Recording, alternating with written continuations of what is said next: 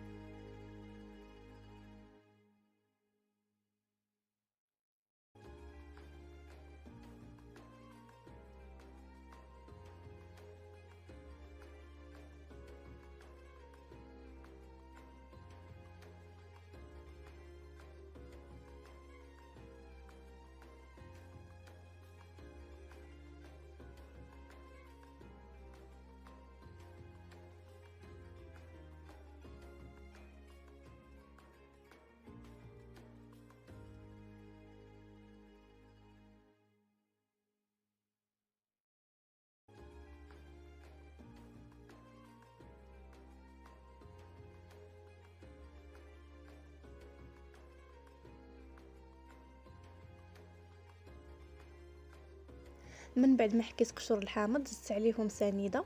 السكر كيبقى على حسب الذوق، انا درت تقريبا 4 ديال المعالق حيت الحامض كيكون شويه المذاق ديالو مجهد.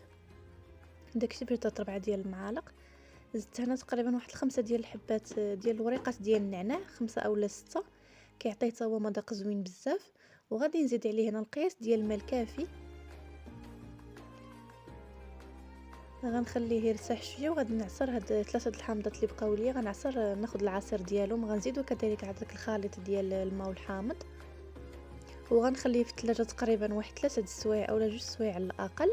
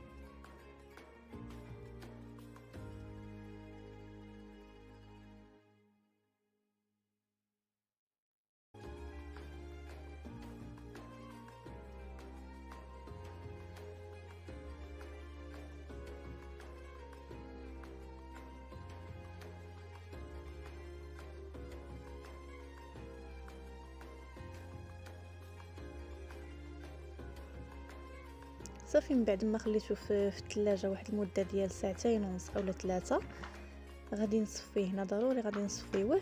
انا ما طحنتش داك، ما طحنتوش باش ما يعطينيش ديك المروره ديال ورق النعناع، غير هكا كيعطي المذاق ديالو زوين وكيجي خفيف. صافي من بعد ما صفيتو غادي نديرو في الكويسات ديالي، وكيجي واحد العصير اللي غزال بزاف. نتمنى تجربوه ان شاء الله ومنعش في هذا الوقت هذا ديال الصيف. كذلك ملي كنكونوا صايمين زوين، ما كيخليش الواحد كيجيه لاطش بزاف. نتمنى يعجبكم الفيديو ديال اليوم. كيف العاده ما تنساونيش من اللايك والاشتراك في القناه فضلا وليس امرا. خليتكم على خير.